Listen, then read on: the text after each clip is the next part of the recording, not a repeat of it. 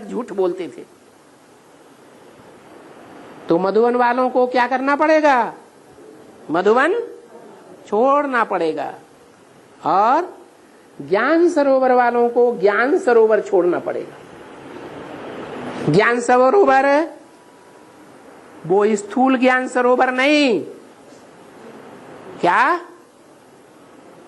ज्ञान सरोवर माने चैतन्य ज्ञान मानसरोवर। कौन? संगठन नहीं, बाप।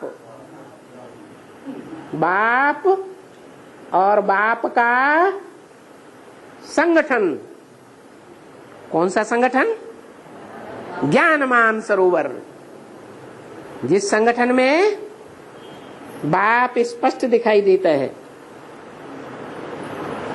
लेकिन अज्ञान अंधकार के कारण सब अंधे हो जाते हैं,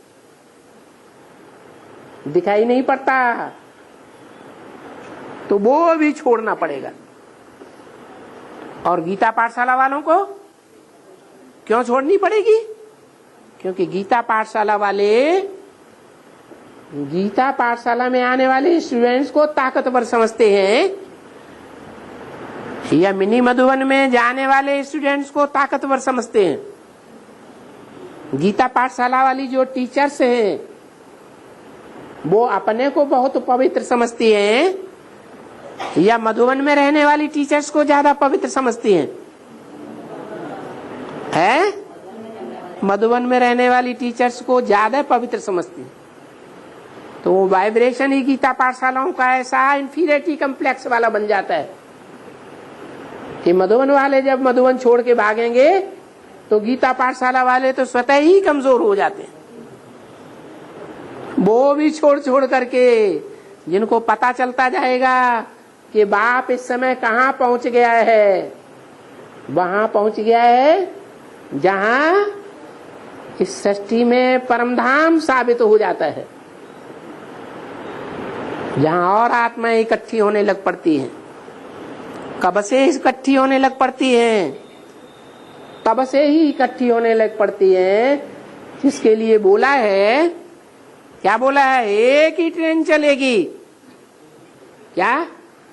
चारों तरफ से एक ही ट्रेन चलेगी बाप के ठिकाने पर। उस पहली ट्रेन में जो बैठ गए सो बैठ गए, और रह गए सो नंबरवार फिर रह जाएंगे। तो जो पहली ट्रेन में बैठ गए वो असल सूर्यवंशी, रूहानी मिलिट्री को ऑर्डर मिले, तैयार चलो, तो देर लगाएगी? हैं? अगर देरी लगाती है तो गोली से ठां कर देते हैं। तो ये है रूहानी मिलिट्री सूर्यवंशियों की। पहली ट्रेन में सवार हो जाएंगे, बैग एंड बैगेज इकट्ठा कर लेंगे, भले मधुवन छोड़ना पड़े, भले गीता पाठशाला छोड़नी पड़े।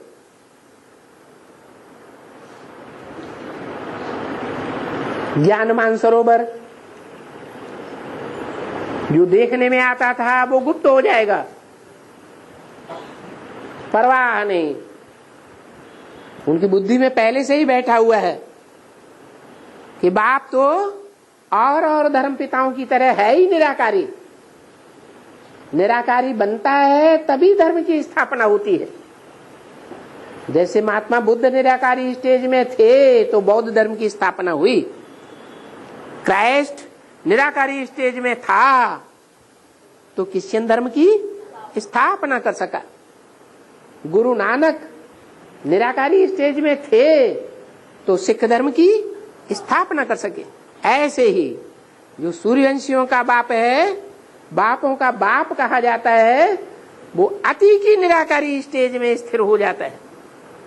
उनकी तो बुद्धि में है कि वो ज्ञानमान सरोवर की स्टेज से ऊंचे उठ करके पक्का योगी है, जो परमधामवासी बन चुका है बुद्धि से। शरीर के रहते रहते परमधामवासी। उन्हें पता है परमधाम इस सृष्टि पर कहाँ उतरेगा है? माउंट आबू में ही उतरेगा। तो वहां के लिए जिन्होंने अपना बैग एंड बैगेज पहले से ही तैयार कर लिया है, क्या बैंकों की संपत्ति इकट्ठी कर ली है, मकान, दुकान, जमीन, जायदाद, प्रॉपर्टी सारी बेच बाच के इकट्ठी कर दी, तो धड़ाक से कहां चले जाएंगे? हैं? धड़ाक से चले जाएंगे माउंट आबू। तैयार बैठे रहेंगे, उनको टंकाल आएगा, चलो परम धाम। साकारी सृष्टि में जो परम धाम स्थापित होना है, वहां अब जाने का समय आ गया।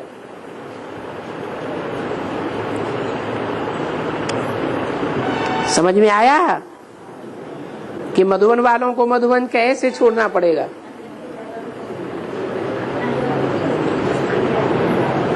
ज्ञान सरोवर वालों को ज्ञान सरोवर, ज्ञान मान सरोवर बाप पता ही नहीं कहां चला गया। मधुबनों में तो नहीं देखने में आएगा,